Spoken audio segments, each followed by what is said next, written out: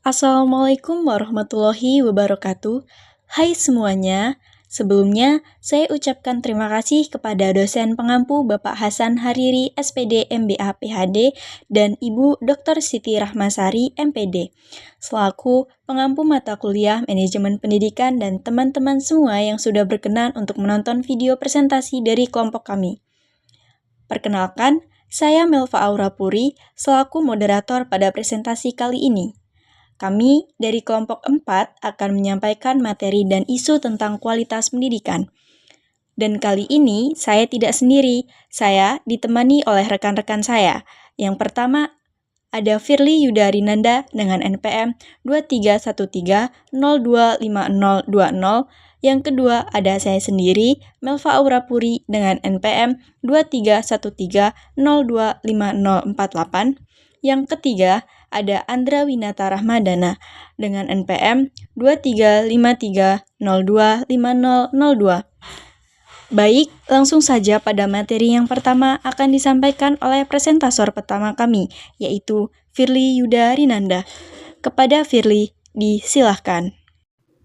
Baik, yang pertama ada kualitas pendidikan. Kualitas atau mutu dalam hal ini mengacu pada proses pendidikan dan hasil pendidikan.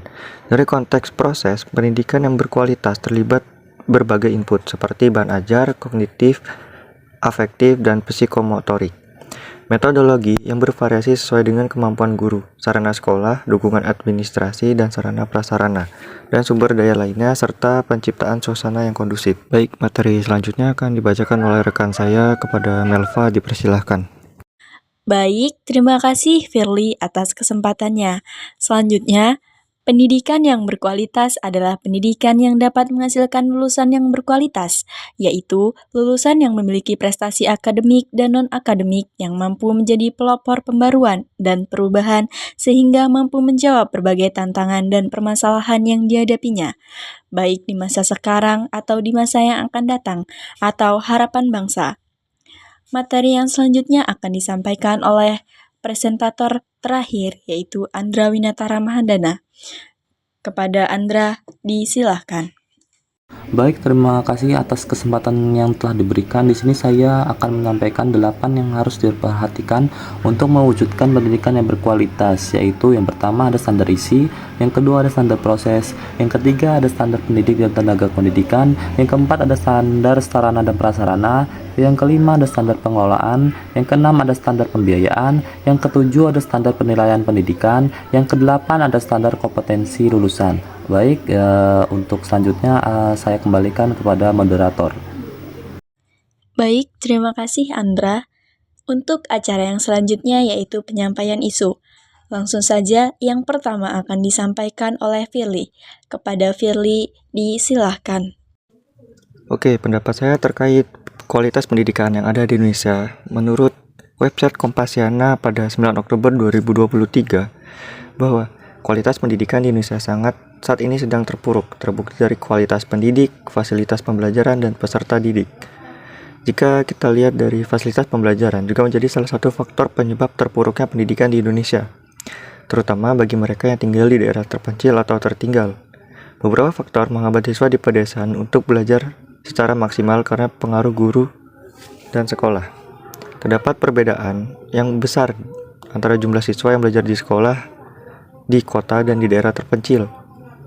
Di daerah terpencil, kondisi bangunan yang rapuh dan hampir roboh, serta ketika menjadi bencana hujan, proses belajar mengajar seringkali terganggu.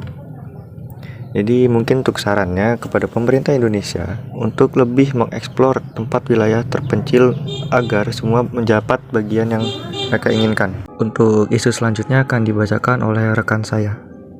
Baik, terima kasih Yuda. Menurut saya, kualitas pendidikan secara umum mencakup aspek-aspek seperti kurikulum yang relevan, metode pengajaran yang efektif, ketersediaan sumber daya, dan aksesibilitas pendidikan bagi semua kalangan. Akses pendidikan di Indonesia masih banyak yang disparitas dalam akses pendidikan, terutama antara daerah perkotaan dan pedesaan, serta kelompok sosial ekonomi yang berbeda. Kemudian, kurikulum seringkali tidak mengikuti perkembangan zaman atau kebutuhan pasar kerja. Hal ini menyebabkan ketidaksesuaian antara apa yang diajarkan dan keterampilan yang diperlukan dalam dunia nyata. Selanjutnya, kualitas guru sangat mempengaruhi hasil belajar. Di beberapa daerah, guru kurang mendapatkan pelatihan yang memadai atau fasilitas pendukung.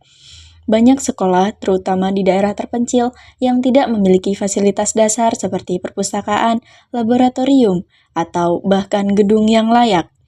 Beberapa sistem pendidikan masih terlalu fokus pada hafalan dan penilaian berbasis ujian, alih-alih mengembangkan keterampilan berpikir kritis dan kreativitas. Pendapat saya tentang perbaikan kualitas pendidikan di Indonesia. Yang pertama, memberikan pelatihan yang berkelanjutan dan memperbaiki kesejahteraan guru dapat meningkatkan kualitas pendidikan. Yang kedua, kurikulum harus lebih dinamis, mengikuti perkembangan teknologi, dan menekankan pada keterampilan abad ke-21 seperti kreativitas, kolaborasi, dan pemecahan masalah. Yang ketiga, pemanfaatan teknologi digital dapat meningkatkan akses dan kualitas pembelajaran, terutama di daerah terpencil.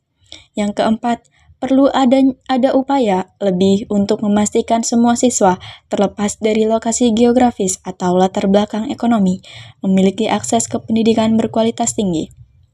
Selanjutnya, penyampaian isu yang akan disampaikan oleh Andra Winata Ramadana. Kepada Saudara Andra, disilahkan. Baik, terima kasih atas kesempatan yang telah diberikan. Di sini saya akan memaparkan pendapat saya tentang kualitas pendidikan Indonesia. Baik, di sini kualitas pendidikan Indonesia sering menjadi topik perbincangan yang cukup kompleks. Banyak pihak yang merasa bahwa kualitas pendidikan Indonesia mengalami penurunan dari tahun ke tahun. Meskipun ada berbagai upaya untuk melakukan reformasi sektor ini, beberapa faktor yang berkontribusi terhadap penurunan kualitas pendidikan Indonesia ini diantara lainnya. Yang pertama, kurikulum yang terlalu tidak fleksibel. Kurikulum pendidikan Indonesia seringkali menjadi terlalu padat dan tidak relevan untuk kebutuhan zaman. Hal ini menyesuaikan dengan perkembangan teknologi dan sesuai dengan kebijakan atau kebutuhan dunia kerja yang dinamis. Kurikulum justru cenderung bersifat teoritis dan kurang memberikan ruang bagi siswa untuk mengembangkan keterampilan yang berpikir kritis dan kreatif. Yang kedua, kurangnya pendanaan. Salah satu kendala terbesar dalam pendidikan Indonesia adalah kurangnya alokasi anggaran yang memadai. Meskipun pemerintah telah mengalokasikan 20% dari APBN untuk pendidikan, distribusinya seringkali tidak merata dan kurang tepat sasaran. Hal ini menyebabkan infrastruktur pendidikan termasuk sekolah dan fasilitas pembelajaran masih banyak yang tidak layak. Yang ketiga, minimnya inovasi dalam pembelajaran. Sistem pendidikan Indonesia cenderung konservatif dan kurang responsif terhadap inovasi pendidikan.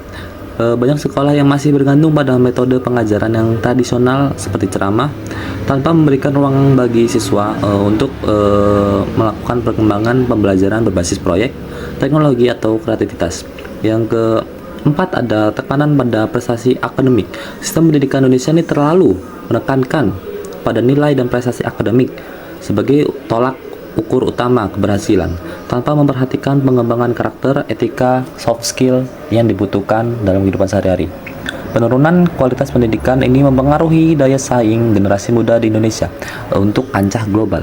Jika tidak ada upaya signifikan untuk mereformasi sistem pendidikan, Indonesia beresiko kehilangan potensi sumber daya manusia yang berharga di era globalisasi dan revolusi industri 4.0. Apalagi untuk mencapai generasi emas 2045 sangat dibutuhkan komitmen yang kuat dari semua pihak, mulai dari pemerintah, sekolah, guru, hingga masyarakat untuk memperbaiki dan mengangkat kembali kualitas pendidikan Indonesia agar lebih sesuai dengan tuntutan zaman. Baik, begitu saja pendapat dari saya kembalikan kepada moderator. Kepada moderator dipersilahkan. Baik, mungkin itu saja diskusi yang dapat kami sampaikan kali ini. Harapannya, diskusi kali ini dapat memberikan benefit ilmu yang baik ke depannya, dan teman-teman dapat mempelajarinya. Terima kasih kepada Bapak Hasan Hariri SPD MBA PhD dan Ibu Dr. Siti Rahmasari MPD, serta teman-teman yang sudah berkenan menonton video presentasi kelompok kami hingga akhir. Saya kira diskusi pada kali ini sudah cukup. Saya akhiri. Wassalamualaikum warahmatullahi wabarakatuh.